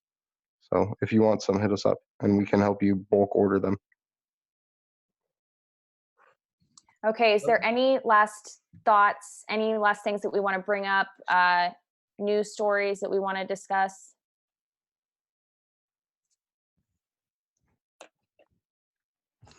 I don't know if there's anything like groundbreaking in terms of upcoming like court dates or anything like that. We've just got a handful of different protest events that we've covered, and our incredible journalist and content creator panel thing that we're putting together. I don't know. I don't. Does So anybody? I just want to try something to see if we can get it up off the ground. With this weekend, I think it would be cool to do a contest, and I can put the money up for it. If you tag us in your posts and use the hashtag free Assange rallies, I'll pick one person in random out of there and buy you a WikiLeaks hoodie and get it shipped to you. So if it's a motivation for you to get out there and then put those pictures up on Twitter and on Reddit and on other social media platforms, I'll throw a hoodie at it just to see if I can get some people motivated out there. Nice. Well, you heard it here. Andrew will buy you a WikiLeaks hoodie, and those aren't Right. cheap. Those are nice hoodies. So get out there, take pictures of your actions, use the hashtag. It's a good prize. Propaganda in the chat. Does anyone else find it creepy that Julian's last video contact was him warning us about AI propaganda and cybersecurity? So I mean, if you're on the front lines of this kind of stuff and you see it coming, then no, it's not creepy at all. It's the sort of realistic assessment of future events that you kind of come to expect, right? If you were to ask I don't know, like if you were to ask Gary Webb in 2002, where do you see the war on drugs going in the next 15 years? I bet he would have accurately predicted it, or at least mostly accurately predicted it, because the scope of your experience determines your reality. There's nothing that involves, being some sort of forecaster or fortune teller when you are the direct target of surveillance of the intelligence agencies of multiple world governments. I think it's very important, and I think that we should all be aware of AI propaganda, of a lack of cybersecurity, especially because of all of the recent attacks that we have had on our own personal online freedom, our ability to communicate and broadcast across platforms without having to worry about being shadow banned, to Attorney General Bill Barr asking, straight up demanding governments be able to have backdoor access into encrypted applications. Like we've got multiple things that we could be focusing efforts and energy towards, and none of them are things that we would get to talk about if we drop the ball on allowing Julian Assange to be extradited to the U.S. here. That was something that that Taylor had an engagement with about a whistleblower attorney today who said that he thought Julian should be extradited and prosecuted. Well, I don't know if he said extradited. Okay, But so Well, that was that but was but ridiculous. here's the thing that I want to say though is the propaganda is already so heavy and so thick on these people that even someone in that situation doesn't really know what's going on. Exactly. That's what was absolutely appalling to me, was that he was very unfamiliar. And again, I'm not trying to attack him, but he was very unfamiliar with the nature of this case and the details.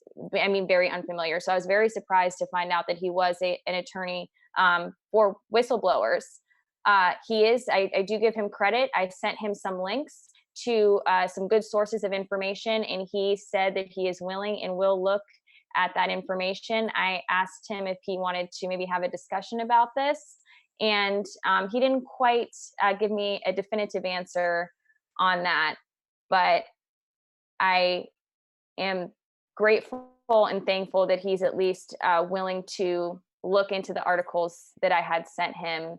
And Am I wrong about this, or was this in relation to Andrew Yang saying that? yeah, I was going to say, Mhm. Andrew Yang, I guess part of the news this week was Andrew Yang saying that he thought Julian should be put on trial. right. That's how it started. And then everybody started to say, well, why do you care about Julian Assange so much? I mean, people need healthcare, and they brought up all these other issues, to which I said, you could care about more than one issue, right? Of Right. course Like you can. what are you willing to trade for Medicare for all? Like that's the big question that we basically have to ask ourselves as a country right now is, are these, I mean, major social reforms that we could potentially see from the Democratic Party worth the trade for our freedom of speech and for our freedom of information and for us to actually be able to freely associate and communicate across the internet? Why do we have to have one or the other? Because that's kind of just the situation we're put in with our political paradigm right now. Like, even if Bernie Sanders were to win and get in and sweep into power in a magical victory, he still needs Congress. And the only way that he can do that is by selling out a non-social group, which is everybody. He just gives up privacy rights and gives up everything on the back end, sells out Julian Assange, but we get healthcare. You're right. They would do that to say, okay, we may have done, this thing that's unpopular that you don't like, but I'll give you this instead, to just kind of appease the people. Yeah, Yeah. I understand that. And it's what happened with FDR. It's the literal thing that they say is that FDR allowed capitalism to continue the way that it was, is he allowed all this insider trading and corruption and all this stuff to be happening because he created these social programs. Like, it's what allowed the Democrats to essentially brand themselves for what they are. And so What's his name? Rockefeller didn't become a millionaire until they broke up his monopoly. Or he didn't become a billionaire until they broke up his monopoly. Yeah, you're right. No, the FDR quote unquote saved capitalism, and the reason he saved capitalism is by instituting all these social reform programs that, you're right, allowed all of these companies to continue to go on profiteering and pillaging. I would feel a lot different about Bernie Sanders if I had heard him say Julian Assange's name. right, at all, period, ever, like since 2016. And all the credit in the world to Tulsi Gabbard for being unafraid to say his name, to say Chelsea Manning's name, to say Edward Snowden's name out loud. There's the I don't have much confidence in any president going forward's ability to combat surveillance capitalism or to combat the influence of intelligence agencies. And that's a full stop. I have no confidence in any president going forward to combat that. It's not going to happen within the American political system as it currently stands. I agree with that. It's not in their interest to do so anyway. Yeah, and even when candidates who mildly pretend to represent people get in there, like the squad, particularly AOC, because I don't want to talk trash about all of them, but You see candidates that are literally just trying to rebrand neo-fascism, where they play color politics and they play minor class politics, but at the end of the day, all they're doing is putting lipstick on a horse that's trying to eat your entire family. So it's That's what I'm talking about when I say intersectional fascism. mhm. That's my word. It's my word for it because I think it's fucking funny. So in the chat, Propaganda asked us, this is a tough question, what was everyone's favorite leaks? Okay, so this is, I love this question. This is tough. No, oh, this is super easy. If you go on wikileaks.org, right, go in the search box and just type in Gulf of Aden vortex. And then it literally changes your entire world, because WikiLeaks has no false publications, and then everything that you think you know about what you've been told about what's happening with the climate completely changes. So I would recommend everyone check that out, Gulf of Aden vortex, in the search box in WikiLeaks, because that's a fun one to try to process and digest into a worldview. Yeah, so this is tough. I would say I appreciate them all. It's hard to choose one, but I would say probably, and I think it will change from time to time, but probably Vault 7. I was happy to see that check on power. And I'm glad that it it should have humbled the United States. But I'm glad that leak was put out, and it was something that we already kind of knew that we were being spied on and that sort of thing. But this really solidified that and showed us that in fact, yes, this is happening. So I think I appreciate that one the most. But of course, I mean, they all. I'm grateful that we have this information. So the Gulf of Aden vortex is the right answer to that question. It is like hands down. But as blown away as I was by the Afghan war diaries, the Podesta emails like still continue to just floor me. Mostly because absolutely nothing has happened to those people. Nothing. 100% of them are walking around with the same goddamn faces on, doing the same things that they were doing when the emails came, or when they were leaked. And Trust the plan. ostensibly, they're going to rig another primary to lose another election to a three-dimensional hate crime game show host, now war criminal.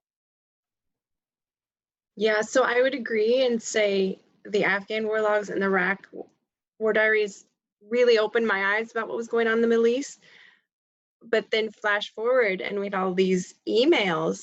And so I was involved with Ron Paul and his campaign and seeing him get screwed over by the GOP and how they really eliminated any grassroots movements from coming up through the chain during their delegate process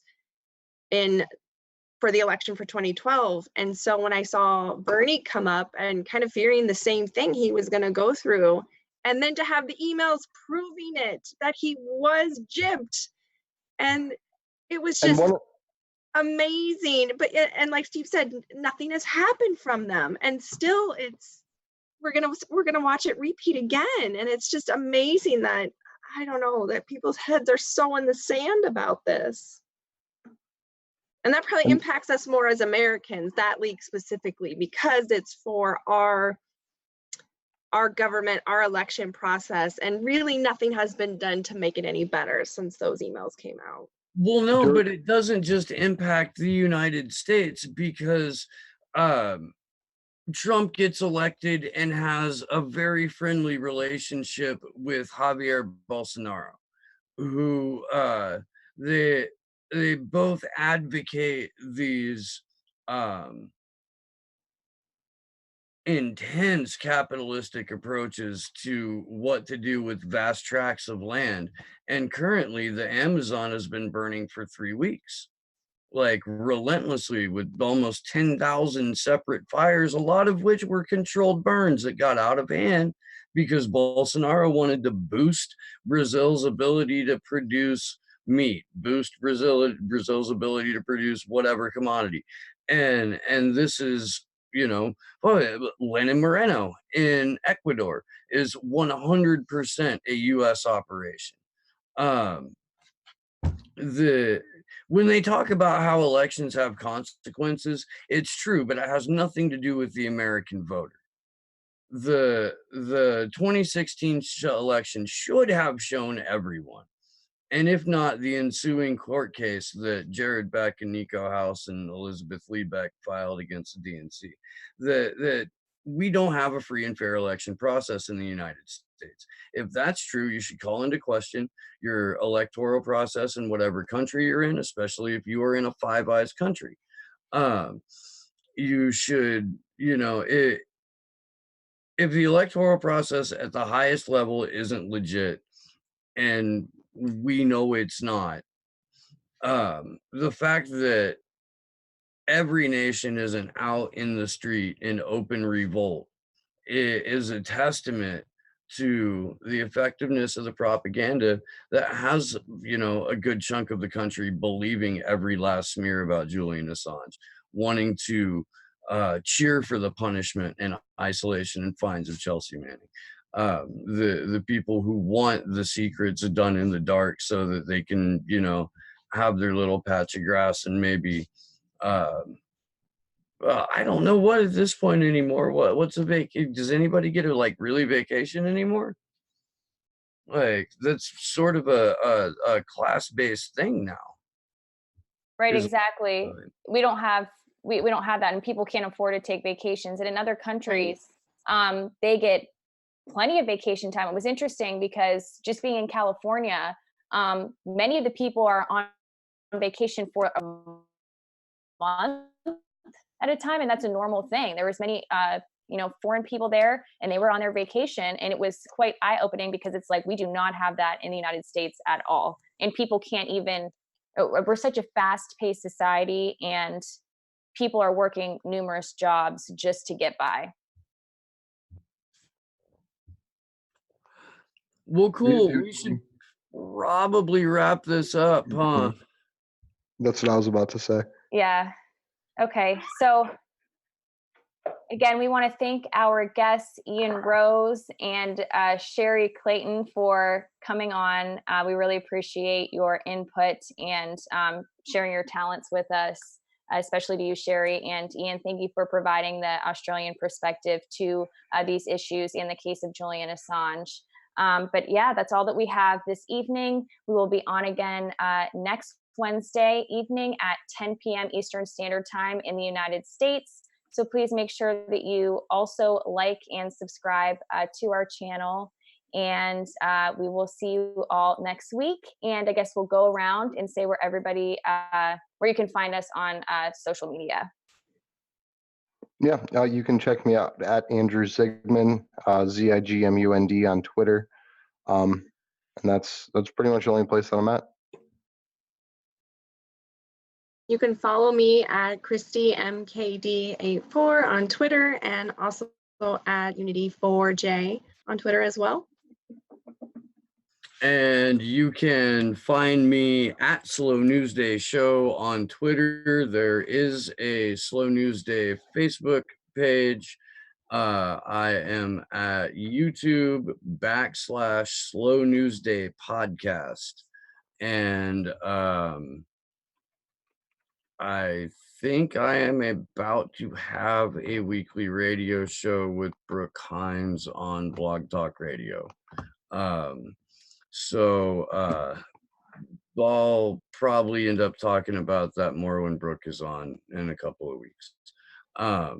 Yeah, but thank you guys. Thank you for hanging out. Thank you in the chat for being a part of this.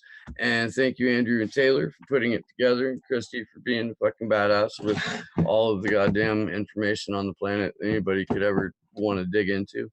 You rock. Okay, and to end this off, you can find me at Taylor M_Hudak and also ActionForAssange. We're on Twitter as well. Action_4 Assange, and you can go to our website actionforassange.com.